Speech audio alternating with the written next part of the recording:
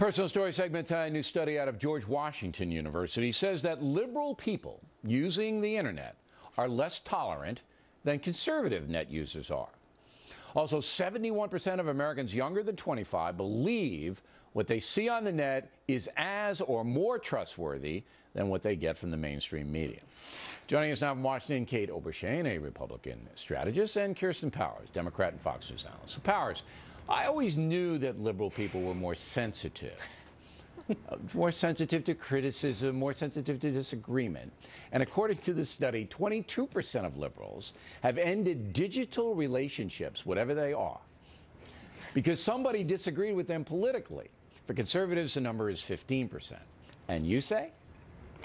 I have to say this actually jibes with sort of real life experience that I have found, especially as I came into more contact with conservatives as I got older, because I used to really live very much in a Democratic bubble when I worked in politics.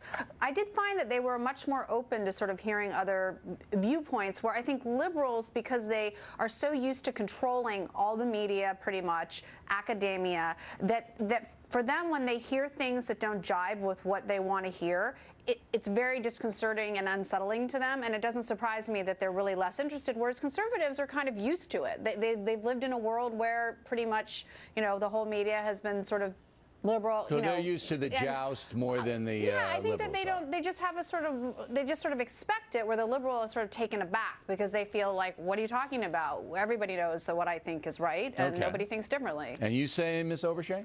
Well, in a lot of ways, I agree with Kirsten. I think that liberals are less used to having to defend themselves. They get a pass, basically, when it comes to college universities, for instance. If you disagree with the liberal orthodoxy, you get slapped with violating the campus speech codes. They don't have to defend their liberal orthodoxy, and frankly, they're not able to. I really do think that liberalism is much harder to defend, and so when somebody does attack them, they pull out the name-calling, and when that doesn't work, they try to shut down the speech, fairness doctrine, speech codes. Yeah, but you've listened to some talk radio, so I don't think that's just on the left. I mean, But look, I'll just give you my POV on this. I won't shut anybody down. I don't have internet friends, all right? That frightens me. I'd like to see people, but I won't shut anybody down as far as a friend is concerned, unless they're irrational. See, if I present an argument and they back it up with facts and then they go, no! And I go, oh, okay, maybe I'll see you next month. I'm out of there like Mighty Mouse, all right? But if I like back and forth as long as it's not edged in a way that they take it personally. And I think that's the crux of this study at George Washington. Liberals have a tendency to take things more personally. I don't think that's true. You don't think so? No, now, a few times I've made you cry on this program, Powers. I would like to say for the record, I don't think the average person is as combative as you are, Bill. I think that you enjoy that kind of. Most people don't enjoy that as much as you do. Confrontation can be useful.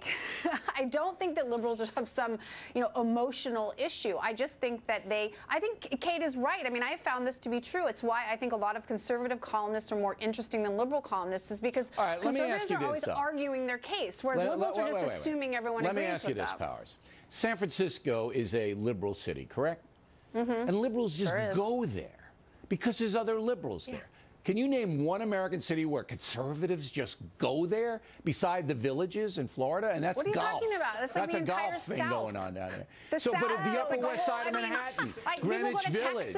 Texas, Alaska. Texas, I mean, there are places where everybody's conservative. Texas is a big place. Conservatives just don't go, I'm going to Texas. I'm going to Abilene. The whole South is conservative. I mean, what are you talking about? No, there's ghettos. There's liberal ghettos. There are liberal ghettos, but they're outliers. But where's the conservative ghetto? I don't know where that is. They don't need a ghetto. They have the whole state of Texas, except for Austin. The whole state of Texas.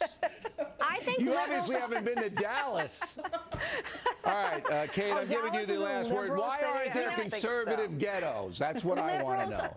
I don't think that there are conservative ghettos, because I do think conservatives love the vigorous back and forth of ideas because they know that their ideas win, whereas liberals have been conditioned to be a little bit more thin-skinned, and you've got a president president that every time Republicans disagree with them, he calls them haters of the middle class or wanting to drag women back to the 1950s instead of engaging in the actual ideas. Okay. Ladies, thanks very much. We appreciate it.